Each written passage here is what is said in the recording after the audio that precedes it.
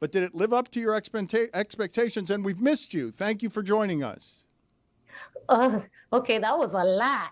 But hi. Hello. Yep. Yes, it was a lot. Yes. Also, people don't download anything off Netflix. Dan. Okay, I'm sorry. That's right. I got that wrong. Watched on Netflix. It was not downloaded. I think it gets, well, never mind. No downloads. Nope, Dan. it doesn't. It's on DVDs. You're like a dog with a bone on there. Rosie, how did you feel about the entire experience? And thanks again for joining us. Well, since it was my first time doing it, I would say it was unexpected, stressful, wonderful, exciting, mind-blowing, and also like, oh my God, what the hell did I just see?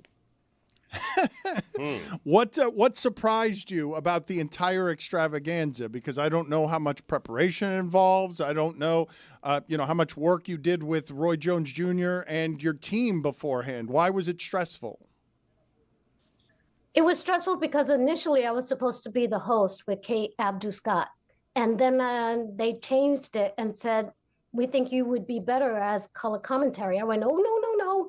And they said, well, why don't we just test it out? So we did a test run. We watched a fight with the sound off. And we had to commentate Morrow, Roy Jr., and myself. And I ended up having so much fun with it. They just kind of talked me into it.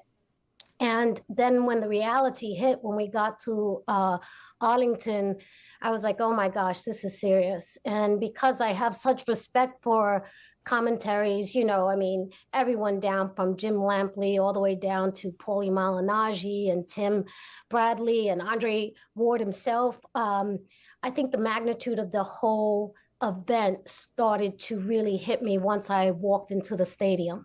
So were there nerves unlike other nerves that you've had? You've been a performer for a long time. That's a good question. It was very similar to like when you go out on a Broadway stage, because this is real, there's no cut, and you better come with the goods, So that was in my favor because I understand how to deal with stress in those situations. You kind of just do it. You know what I mean? And you don't let it get the best of you. When I first went in the stand-up, that's when you stand in front of the camera with the mics, handheld, standing up.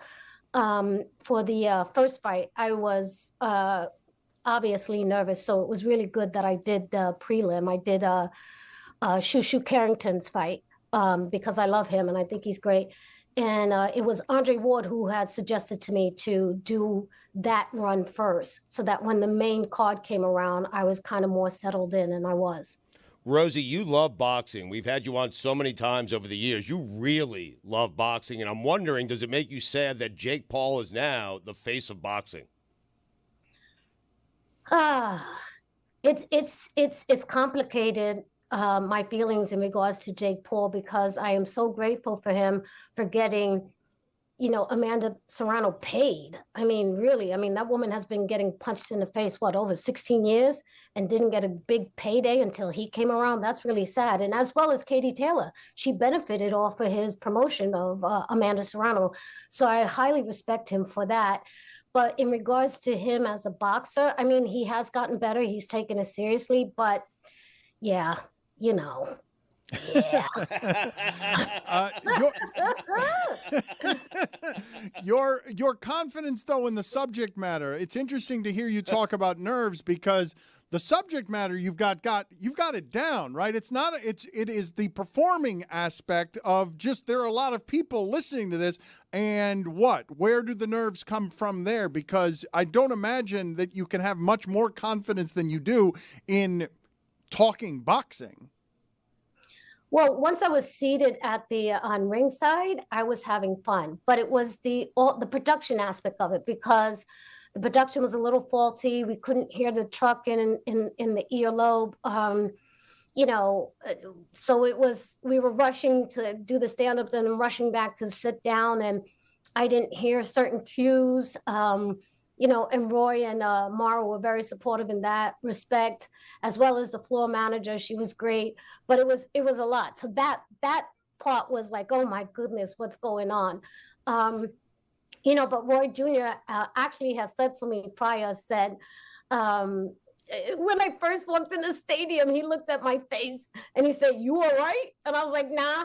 And he goes, "Yo, you need to calm down." And I started cracking up. And he said, "This is fun. They asked you for a reason. They didn't ask anybody else. They asked you."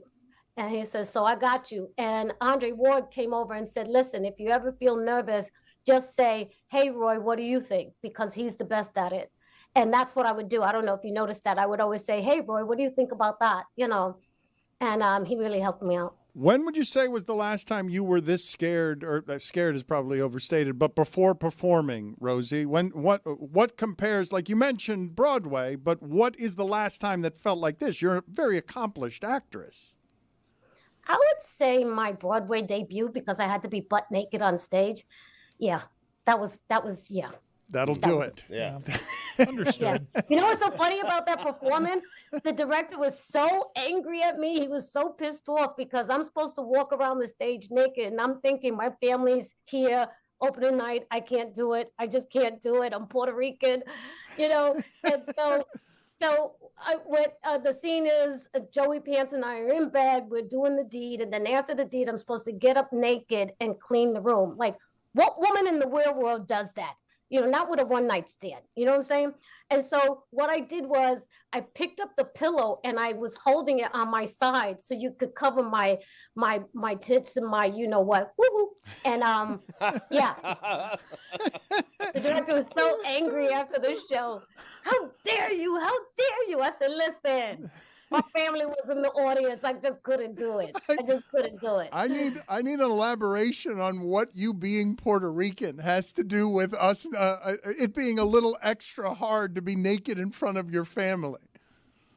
Because it's like, it's a very Catholic, religious, kind of upbringing. And, No, listen, I didn't even drink a glass of wine in front of my father till I was 27 years old.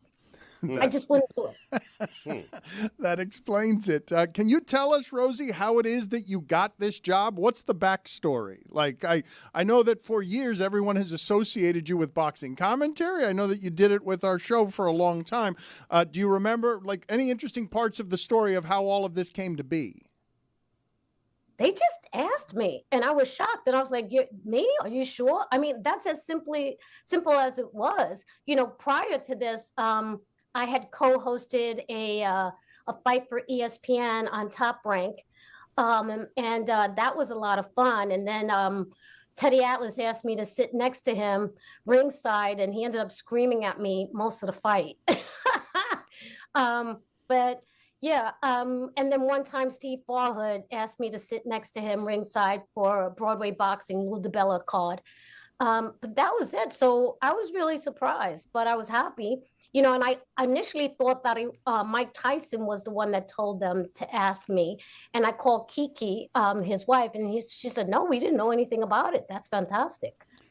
You interviewed Mike, and were you expecting, you never know where one of those is going to go, were you expecting to be talking about God and the DMT, the toad, the smoking of toad experience? Absolutely not. They had given me like a list, maybe 50 questions to ask him. I think I probably asked 2 on that list. I just started talking. As soon as he said, "Hey, buddy," I went, "Okay, here we go." It was just me and Mike. And we just started talking. And thank goodness they cut a lot of stuff out, because he was saying some out there, what. I was like, "Yo, what are you talking about?" So we just had fun, and it just kind of flowed. And knowing him since the, mid 80s, there was actually stuff that I learned from that interview, actually. What got cut out? I can't tell you. I wish I could, because it's so good and juicy. I was like, oh my goodness. It was crazy. It was crazy. So, Rosie, yeah. This is a habit of yours. Aren't we still trying to find out who was her date to some award show 15 years ago? We never got a correct answer to that, right? Or it was actually longer than that ago. We never got a correct answer, didn't we? She likes to leave us hanging. Yeah, these big mysteries you leave out there. Like, you gave us all the good stuff there, and then you denied us the good stuff. Dan, I blame you, because ever since it was the first time I said that story, and it was on your show, and everyone asks me about that now. To this day, to this day. So every time someone asks me about it, in my head, I'm saying that effing freaking Dan Le Batard. Yeah, that's how I started the interview too. That effing friggin' Dan Le Batard.